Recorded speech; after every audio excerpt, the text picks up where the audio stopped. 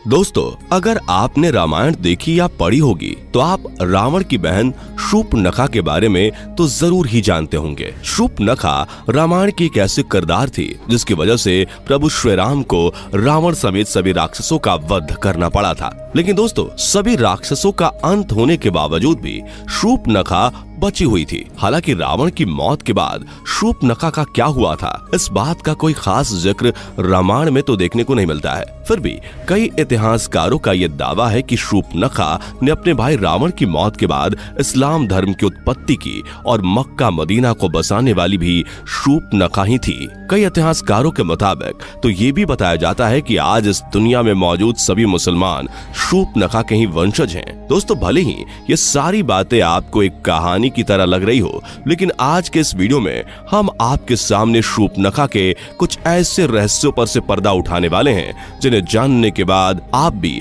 दांतों तले उंगलियां दबा लेंगे। दोस्तों, रामायण के अनुसार हमें ये बताया जाता है कि जब रावण ने माता सीता का अपहरण किया था तो भगवान श्री राम ने माता सीता को आजाद करने के लिए रावण समेत उसके पूरे वंश का नाश कर दिया था। लेकिन इन सभी राक्षसों में रावण का छोटा भाई विभीषण हमेशा धर्म के रास्ते पर ही चलता था और विभीषण ने इसी तरह धर्म का साथ देते हुए अपने भाई रावण के बजाय प्रभु श्री राम की सेना को चुना। इसके बाद जब प्रभु श्री राम ने रावण का वध करके माता सीता को आजाद कराया था तो उन्होंने लंका का सारा राजपाट और जिम्मेदारियां विभीषण को सौंप दी थी। लेकिन उसके बाद शूर्पणखा कहां गई और आखिर उसका क्या हुआ था, इस बात का जिक्र हमें रामायण के किसी भी पन्ने पर नहीं मिलता है। दरअसल दोस्तों, जब शूर्पणखा भगवान श्री राम से आकर्षित होकर उनसे विवाह करने का प्रस्ताव लेकर आती हैं, तो भगवान श्री राम शूर्पणखा से विवाह करने के लिए उसे साफ साफ मना कर देते हैं, क्योंकि भगवान राम पहले ही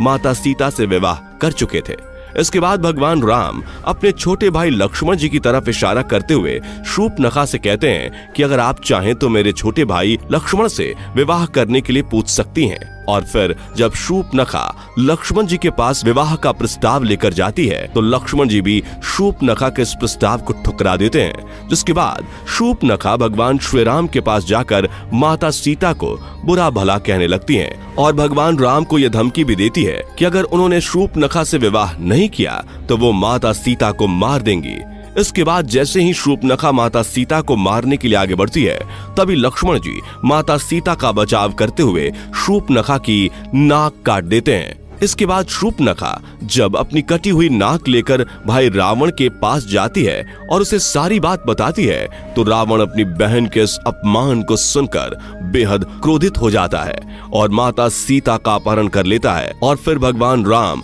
रावण को मृत्यु दंड की सजा देते हैं। लेकिन दोस्तों, हमेशा से ही लोगों के जहन में ये सवाल बना हुआ है कि उसके बाद शूर्पणखा ने क्या किया। कई इतिहासकारों के मुताबिक ये बताया जाता है कि शूर्पणखा खुद को दुनिया की सबसे सुंदर स्त्री मानती थी और जब लक्ष्मण जी ने माता सीता को बचाने के लिए उसकी नाक काट दी थी तो वो अपने चेहरे को देखकर बहुत ही शर्म महसूस करती थी और नाक कटने के बाद वो हमेशा अपने चेहरे को एक काले कपड़े से छिपा कर रखती थी। शूर्पणखा को जब ये पता चला था कि उसके सारे भाई प्रभु श्री राम के हाथों मारे जा चुके हैं तो उसने दैत्य गुरु शुक्राचार्य के पास जाने का फैसला किया था और वो वहां जाकर उन्हीं के आश्रम में रहने लगी थी। शूर्पणखा और शुक्राचार्य दोनों ही राक्षसों के वंश को आगे बढ़ाना चाहते थे, जिसके लिए शुक्राचार्य ने भगवान शिव की कठोर तपस्या की। शुक्राचार्य की इस तपस्या से प्रसन्न होकर भगवान शिव ने उन्हें असुरों के अमर होने के बजाय वरदान के रूप में एक शिवलिंग दिया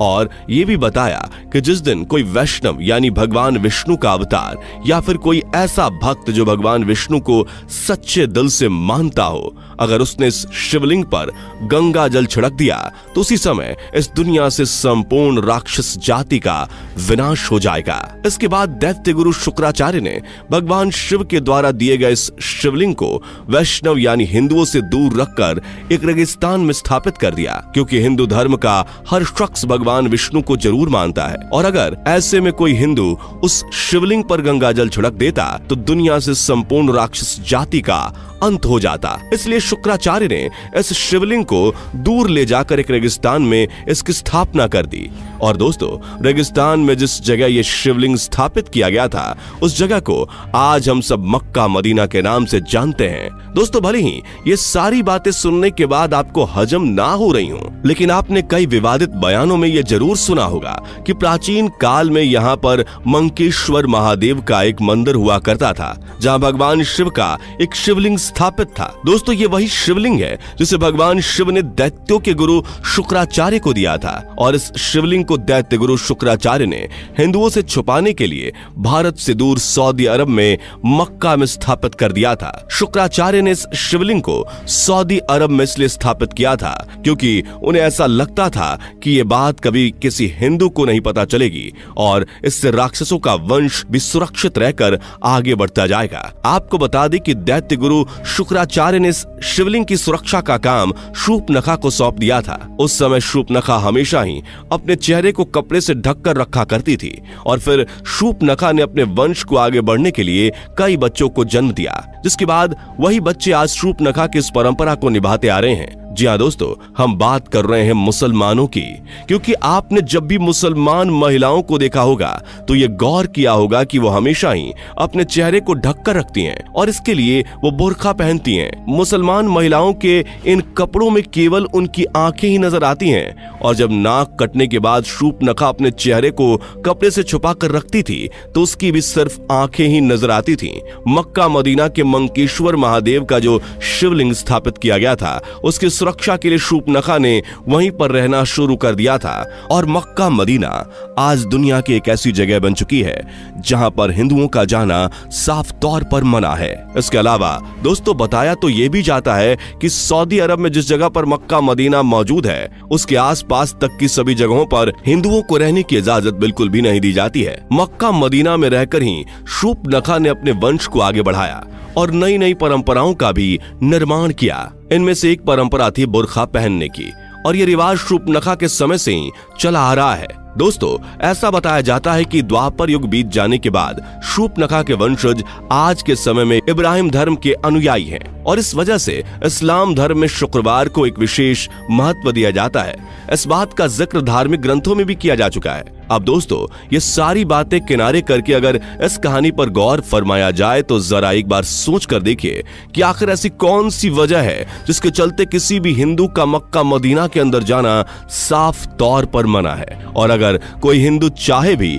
तो मक्का मदीना के अंदर नहीं जा सकता। आखिर कौन सी चीज है जो सभी हिंदुओं को मक्का मदीना के अंदर जाने से रोकती है? दोस्तों, इस बात के पीछे ऐसा कोई ना कोई ठोस कारण तो जरूर होगा जिसने हिंदुओं के वहां जाने पर प्रतिबंध लगा रखा है। अगर ध्यान दें तो ये सारी बातें केवल एक ही तरफ इशारा करती हैं कि शायद मुसलमानों का शूर्पणखा के वंशज होने वाली ये बात हकीकत हो सकती है, और सारे मुसलमान इस बात से डरते हैं कि अगर कोई हिंदू गलती से भी मक्का मदीना के अंदर चला गया और उसने इस शिवलिंग पर गंगा जल छिड़क दिया तो इस दुनिया से पूरी राक्षस जाति का अंत हो जाएगा। दोस्तों, ये राक्षस कोई और नहीं बल्कि शूर्पणखा के ही वंशज हैं। भले ही ये सारी बातें आपको हैरान कर रही हों, लेकिन शायद ये सच भी हो सकती हैं, क्योंकि इस दुनिया का सबसे पहला धर्म सनातन धर्म ही है। यानी कि इस दुनिया में मौजूद हर एक व्यक्ति सनातन धर्म से जरूर ताल्लुक रखता है, और हमारे ईश्वर भी सनातन धर्म से ही ताल्लुक रखते थे। दोस्तों, ठीक ऐसा ही